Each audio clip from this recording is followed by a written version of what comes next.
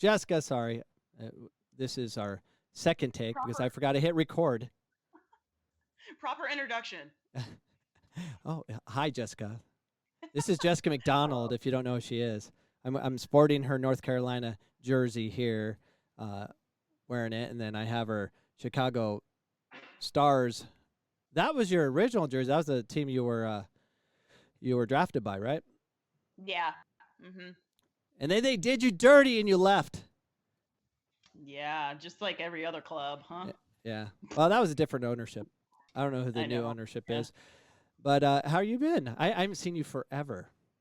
I know. I've been great. Been juggling, taking care of puppies, Jeremiah, my new place. I just moved into a new place. Been putting a lot of furniture together too, which has been very fun. I I forgot saw how that. much fun I actually have putting stuff together. And I'm actually pretty good at it, so I'll pat myself on the back for that. Yeah. Did it come with direction? Did you use all It the did. screws? Did you had all the screws? Everything was in place, or did you have extra? Don't lie. There were extras for some of them.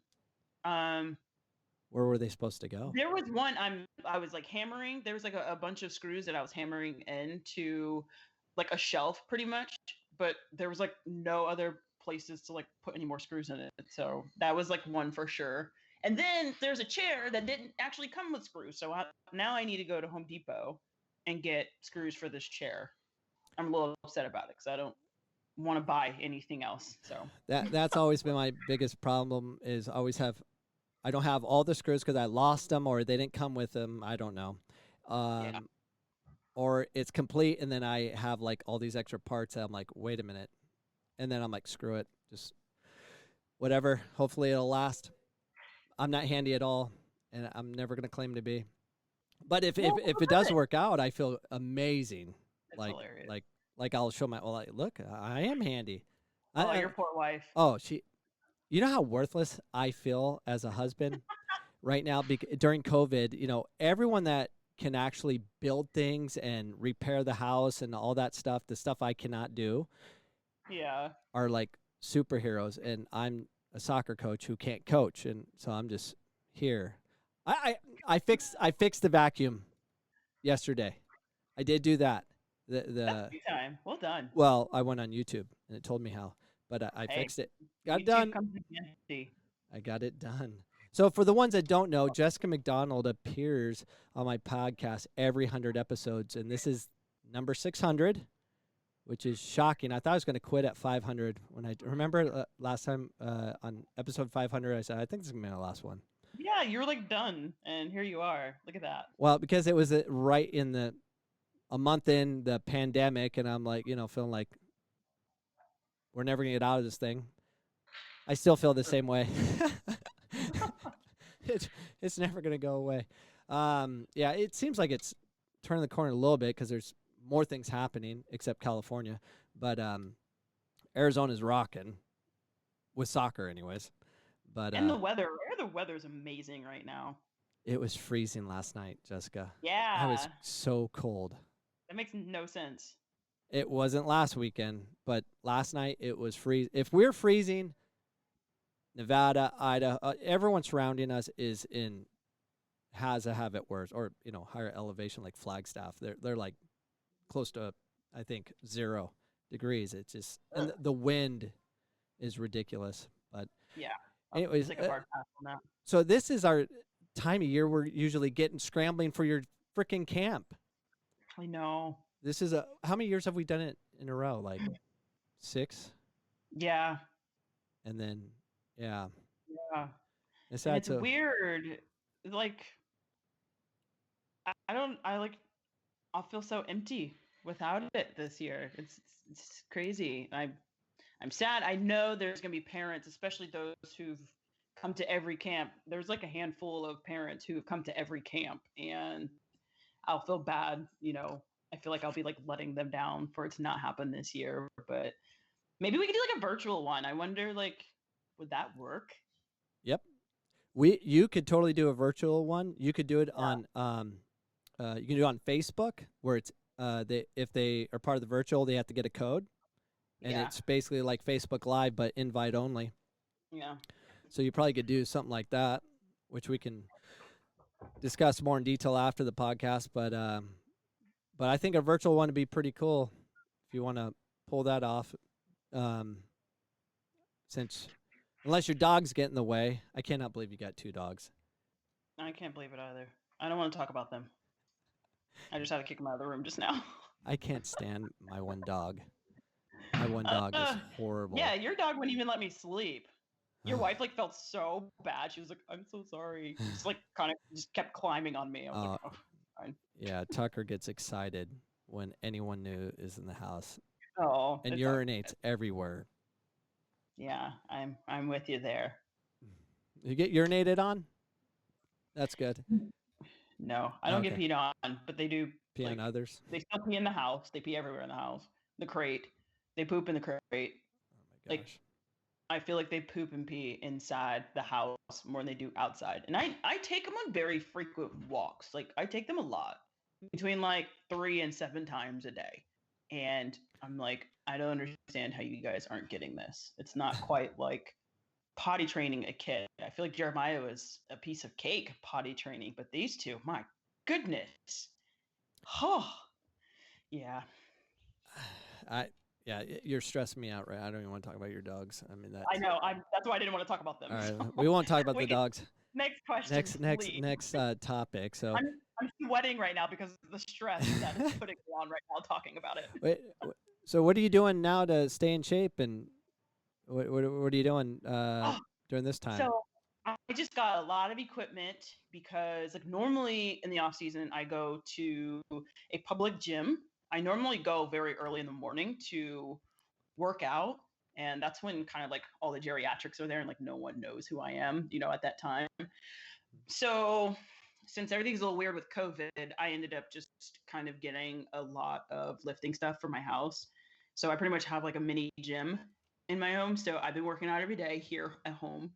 And then I go out to the field with all of my soccer equipment and train on my own that way. So work on my strengths and working on my weaknesses a little bit. So yeah. Is Jeremiah picking it up at all? No, he loves basketball. He's picking up basketball. So he can pick whatever he wants. He's gonna be great at it. I know, But like I told Jeremiah last time I spoke to him, if he wants to be a good basketball player, he needs to get soccer in his life as a prereq for basketball development. Ask Steve Nash. I agree. Yeah, you should have Steve Nash on your podcast if you ever start that up. I know. Yeah. Pray for me, please. I want to help you start that up. I know. Oh, yeah. So yeah, I've been training on my own, which has been kind of nice. To be honest, there is a U.S. national team camp that's going on right now.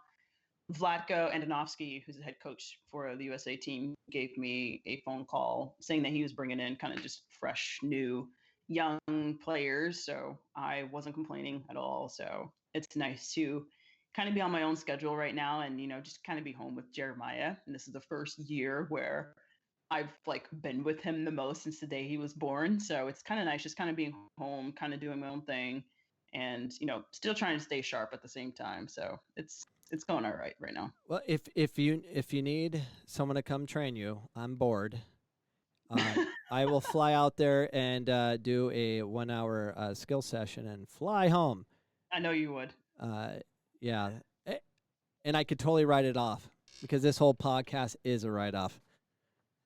So much so it's going to bankrupt my family. I keep buying more stuff with no income coming in, but it's fun. I'm glad I'm able to do a podcast. I mean, you're my second one today. I had Dr. Lee Hancock on earlier. Oh, Lee. Yeah.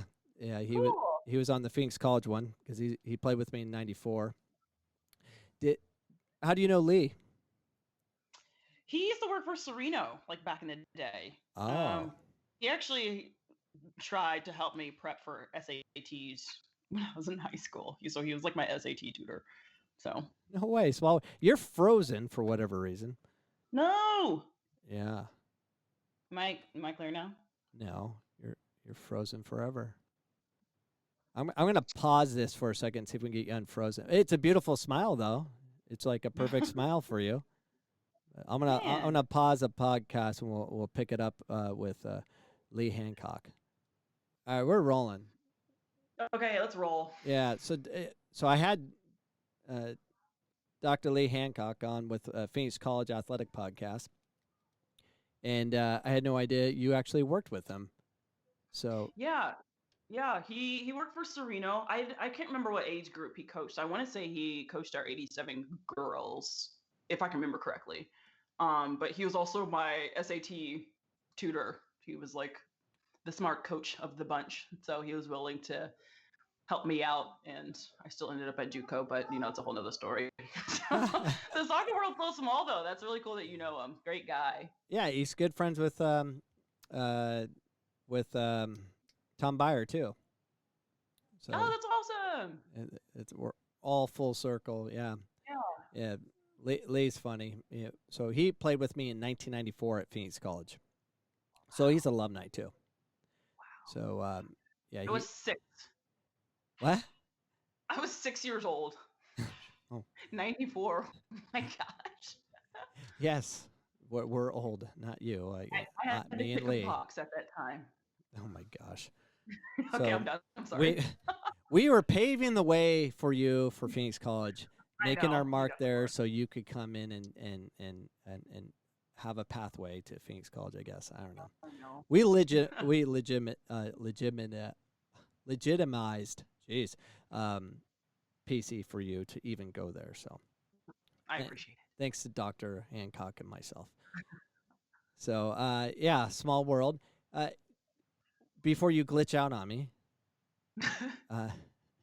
before I see you in episode 700, crossing fingers, couple questions I have for you. So what advice would you give to young players wanting to play at the next level, whether it's more on the physical and mental side of training? So what have you learned? What is helpful? On the mental side, if you want to make it at the high level, you're going to have to be very fit mentally to be mentally competitive. There's always going to be there's always going to be better players out there, but it's your mental competitiveness that can separate you from the others. If it's 90th minute and in a game and y'all are tied 0-0 and you need that one goal, for the 3 points, it's the mental competitiveness part of your brain that would be very helpful in those last moments of games, because your legs are tired at that point. 90-minute games, I mean, you kind of hit a wall, but it's the mental part where you can separate yourself from others. You don't always have to be the most skilled player out there. You don't always have to be the fastest, but your mental competitiveness has to be very sharp. And I truly believe from my own experiences, that's exactly what will get you very far. It'll be very helpful to get far with that type of mindset. I know it's a little cliche to say, but it really is mind over matter. It really is. And so obviously, you have to put in the physical work. You're out there because of your strengths. And I say perfect your strengths. Be great at what you're good at. Work on your craft. Obviously, work on your weaknesses as well. But the reason you're out there is because of your strengths. And continue to work on those, perfect those. And, like I said, work on your weaknesses as well. So perfect your strengths and sharpen your mental competitiveness. Yeah, I played this past weekend. Oh dear, how do your bones feel? 4 games, and yeah, and I didn't sub off once because I'm the fit guy, and I was playing outside mid, and how they play it, where I had to go up and back. Mm-hmm. So I was just putting my cross country legs because I've been running a lot, and this is the last weekend I'm ever playing soccer again. I was scared to death to even play because I love running so much now. I don't want to lose it. And soccer, the way it's played, especially in over 40s, it was an over 40s tournament. Yeah, it's not good. But anyways, the first game I played, I was horrible. It was so freaking weird. Every time I had the ball, I heard 3-4 people screaming at me, do this. I'm like, I was like, I didn't even know what to do. I would like kick it to the other team. I was panicking, and because the game was so slow, and I was going so fast, and my body was going slower than my brain. It was a big. It was horrible. I felt so horrible. Like I'm not this bad. I am not this bad. And I was, but the second game I didn't lose the ball at all. I'm like, I'm not losing the freaking ball, and I got a yellow card. So I did sub off for a moment, but I came back on. And then Sunday, and I didn't score a goal 4 games until the semifinal match where I was the last kicker on the penalty kick. And if I miss, they would have continued on, but then we won't have to play on Monday. And I made it. We won. And luckily, the team we're supposed to play in the final the next day was another old team like us, and they're like, we don't have enough players. Oh dear. Like, thank you. I didn't want to play. There's no way I could have played. I have bruises everywhere. They just keep coming up because all the blood that's been destroyed in my body. I'm getting all these spots. Yeah, and I'm never playing again. Ever. Done. It hurts so bad. Who are you? Never again? Never. I scored. My last moment was a penalty kick, and I scored, and I'm done. And I said that before. I'm not playing again. I have bone on bone in my left knee. I'm limping out there because my left knee is just bone on bone. I'm like, I'm gonna fracture my leg. Replacement? I'm not. No, I don't. I'm not getting a knee replacement. What are you talking about? I'm just asking. Eventually, I'm gonna have to, but I have no cartilage right now in my left knee, in between my femur and my whatever. Anyway, yeah. It was a horrible experience, but I did have moments where I played well. But there's times I'm just like, I didn't even want the ball because I was too tired, or mind you, I had to run every time we lost the ball. It was annoying because I had to run like 70 yards back. I'm like, this sucks. Yeah. I want to hide up front.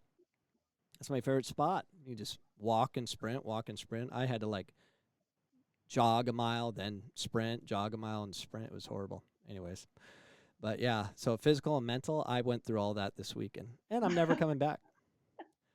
It all went kind of out the window. Yeah, done. I scored my last touch ever in a real game. I scored, and I'm out. Never going back. This is my second retirement, by the way. Good. Okay. Just take a bow and walk away. Out. Now I'll play again like in a 3v3 PC thing where I'll take you on or be on your team or something like that, but not a real 11v11. I'm done. Never again. Oh, the alumni 3v3 tournament. Oh, I missed that. Yeah, that's 3v3 or 3v6? No, it's 3v3, right? 3-on-3. Yeah. Yeah. Yeah, I don't know. If we ever open up at Phoenix College, it'd be something we'll consider if we're allowed to. So I don't know. Right. I don't even want to ask those questions because I'm getting sick of hearing like no. So I'm not going to ask. I'm just going to wait. Jeez. So next question, as I took this podcast in a different direction, soccer advice would you give for? Or no, not soccer advice. We handled that. How has adversity helped you in your life and career? I think I will get a little personal here. I was raised in a very hostile environment. I witnessed things as a child that like no human being should ever witness, and so I had a very strict mom. She's very strict. She didn't let me do anything, and the only thing she allowed me to do was play sports. I was allowed to like go to the park and go play sports, And so I used that as a coping mechanism. I always wanted to get out of the house because it was just a very horrifying household to be in. And so since I was allowed to play sport, which is what, I figured out as a little girl I was good at, I was able to use sport as a coping mechanism. And so whatever got me out of the house, I took advantage of that. And man, I ran with it. That's for sure. So what I mean by that is that anytime I came into an off season and there was another sport that I could play, I did it. So I could stay out of the house. And, you name it, I played it. I was quarterback 1 year for football team. I played softball, volleyball, you name it. I was doing it. I was doing it all, just to kind of stay out of the house. And I was able to transition that into, my pro career because, life's hard, we all go through adversity, et cetera, et cetera. And so, with that being said, any kind of stress that's going on in my life outside of soccer, I'm able to, you know, kind of use training, use weight training, soccer practice, whatever the case may be, as a coping mechanism. That's my way to release stress. And so I guess that has been a huge part for me as an adult and as a professional athlete is the fact that, my career, I am a pro athlete and I'm able to use, working out as my coping mechanism to be able to just kind of push forward, with my life outside of sports. So in addition to that, as you're dealing with adversity and struggling through those things, how can the fact that you overcame them and adversity is always, I mean, it's hit you quite hard because I don't know many people from the tough areas you came from, the circumstances you came from, that actually make it. Because you shouldn't have been at UNC. That was a process, and you had obviously you had a lot of help, and you needed that. But a lot of people quit, and I see it time and time again. People just quit. Why didn't you quit? I know you thought about it. Why didn't you pull that final trigger and just quit? So, uh, my parents were multi-sport athletes, and this is what kind of has driven me throughout my life. I kind of keep looking back at their lives. So, both of my parents are multi-sport athletes and incredible athletes. I read a newspaper article, that my mom was supposed to be the first woman in the NBA. That's how incredible of an athlete she was. I mean, full ride scholarships, any and everywhere. Same with my dad, but they never took their ticket. They had a chance to, do something with their lives, and so they didn't choose that route. They didn't take their ticket, so they used, having children as an excuse. My mom had my brother and I before graduating high school. My dad had children pretty early in life as well, and so they kind of put their dreams and hopes, kind of on the back burner a little bit, because they didn't take advantage of that. And so I guess I sort of didn't want to follow in their footsteps and just kind of give up so easily. At that point, I had my knee injury. I fully ruptured my patellar tendon. Docs told me, like, hey, there's a very small chance that you'll play at a high level again. Like, your abilities, your strengths, you're probably going to lose, most of them. And so, I was told I wasn't even supposed to play anymore, really. And then I had my son. And so I still didn't even want to use those as an excuse to just give up. And so I continued training. You had me out there coaching as well, but I was training with the boys. And so I just wanted to continue to be surrounded by a team environment, and so I started to feel good again. And, I still didn't want to follow in their footsteps and just give up that easily. And there have been many times I wanted to, so many times, throughout my career, I was like, oh, this is it for me. I'm retiring. But then I look back, I'm like, crap, I can physically still go. And I had to grasp onto that and continue to use that as motivation, literally. And so it's literally because of my life struggle, through my parents, is what kind of keeps me going, to be honest.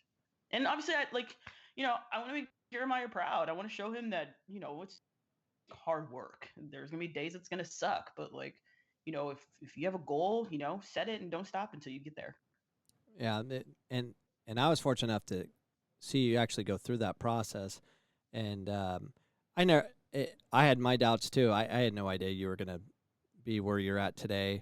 I was just being a friend and just helping you in any situation you're in. So it is. I would have never bet on it because you don't bet on things you've never seen because I've never witnessed it before. Let's go on the next question because it kind of ties in to kind of what where you're at is importance of goal setting. So how have you set your goals in your life, And any suggestions on how to start goal setting for aspiring soccer players? Yeah, man, like if you are inspired by something, it doesn't even have to be soccer players, just anything. Find your purpose. I guess that's one reason why we're here on earth. Find your purpose, find what you love and be great at it. Why not? Why not be great at something that you love? Cuz I have a lot of friends and I know a lot of people who really hate what they do. They hate what they do for a living. I hear the complaints, I hear, the stress behind their voices. And so it's like, well, why are you doing something that you don't really want to do, that you're not really enjoying? Like, do something that you really enjoy and be great at it. If it's something that you're good at too, why not be great at it? And so it kind of ties into soccer. If you're good at soccer, you can be great at it. You can find that within yourself to be one of the best. You really can. You just have to separate yourself from others. If you have this drive, and to surround yourself with a great support system as well. But you know we all need to be inspired by something in our lives. Without it, life can be depressing. Like, what are you doing with your life? And so why not live the one life that you get, doing something that you love and enjoy? So let me ask you a question about uh, your ultimate goal. So if how many people actually knew you wanted to win a World Cup? I mean, really knew what you were really searching for. I mean, um, a lot of people keep like goals that seem unattainable to a lot of people, keep it a secret. Hmm. How much of a secret was it that that was your goal, to be on the U.S. Women's National Team and being at a World Cup? There were two people who that I told that to while I was pregnant. I was pregnant with my son, still recovering from my knee surgery, and I told it to two people. I took them to a U.S. Women's National Team game that was being played in Phoenix, and in the middle of the game, I just kind of came to a halt, and I literally envisioned myself on the field with them. I don't know where it came from, but this is a time where like I was barely training. I was coaching at this point. I'm thinking in my mind at the time that I was transitioning, into my next career, whatever it would have been. And so this is when like me as a professional soccer player was kind of at a halt in my life, obviously. And so I told them during the game, and it's wild because when I made the World Cup team, I told them that I made it, and they were like, "We cannot believe you did that." And I'm happy that I do have witnesses. Like, they're my two witnesses that I spoke, and I brought it to light. And it was Joe Jaju and Carlos Villa. Really? Those are the only two people who I've ever told that to in my entire life. I've never told anybody anything like that. No one except those two. And those two would believe in you. I think those are two safe bets to give that to, and but if you let the world know, like, or put on Twitter or something like that, so many people would have ripped you a new one during that process, For sure. and that's why you got to keep those secret. Your goals, like if you have an unattainable, I have goals my wife doesn't even know about. No one knows. I won't I won't divulge them because the fear of obviously failure. But I don't want anyone ripping them off, tearing me down for having those goals. It's what allows me to keep going. Yeah, I need something to absolutely. chase. Hmm. So, well, Jessica, you're so glitchy, A- and at least the audio is decent, and that's all I really Okay. care about. But we're hopeful on episode 700 that Yes. that we're less glitched, and maybe I'm big time by then, and I'll fly you in and then get you out of here for a quick podcast when I go big time with my secret goals. Oh, okay. Well, I'll be waiting for those. I hope so. So, anything else? Do you need anything, Uh, Jessica? What no, can I I don't do think. for you? Um, I can't think of anything on top of my All head, right. Well, but just you text me. are an incredible friend, and just know that I am very grateful for you and having you in my life. I have mentioned you in some interviews from time to time because I feel like since you've been in my life, literally my very first training session with the Phoenix College men's team with you guys, like, you know, you've definitely brought me into your life, and your support and friendship to me has been so consistent. And I haven't said that even about, my own best friends, whom I've grown up with, like people I've known my entire life. But like for you, man, you've been just like so consistent in my life, like through the ups, for damn sure the downs. And I'm just grateful to have you, in my life throughout my journey.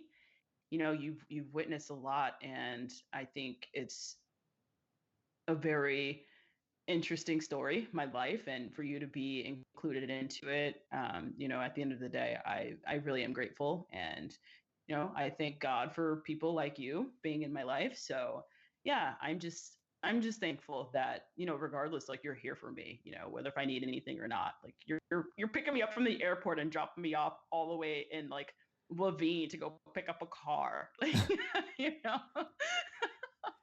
Or was that surprise? Like, where was that? I don't. Oh, what surprise? I got surprised. Yeah, It's that was like an surprise. hour drive. No, it's a good way to catch up. I I'm your know. Arizona Uber driver. Amen to that. Very true. No, I appreciate our friendship, and yeah, I don't think there have been much of one if you didn't come to Phoenix College, because I do have a tender heart for anyone that went to Phoenix College, and that just kind of in my nature where I'm at. I love helping Phoenix College athletes, and because they're similar to me. I wish I had more support, during those times, and Yeah. access. And I like giving anyone access if they're putting their time into Phoenix College, which helps our institution grow. And we're I obviously enjoy our friendship, and you made up a ton of. I owe you nothing. I owe you for taking me to the Diamondbacks game on the field. That was so cool. Me and my wife had a blast. Yes. So, uh, you almost made the pitch. That was Oh, the only disappointing moment. You were so close. inches away. It like hits the base. I was like, oh my goodness. Now, mind you, I did offer the Phoenix College mound to you to practice, but you should have took the reps at PC. I should have, Should have, to be honest. Now I regret it. yeah, because it'd been so cool if you just freaking whipped it and be like with all this power. That's what I was envisioning, and it would have been an ESPN highlight. That's what I was hoping. But you're freaking busy. You're limited on time. But if we could if you get another pitch, make sure you get some practice and just throw it hard as you can. Doesn't make it, or goes over or whatever. Just whip it. Don't even mess about. So, Oh, Lord. anyways, well, thank you so much for being on episode 600, and we'll have you back for episode 700 in, I don't know, 120 days from now, something like that. Sounds good to me. All right, Jessica, thanks for Good. coming on, and we'll talk soon. All right, Dave. Thanks for having me. All right, see ya.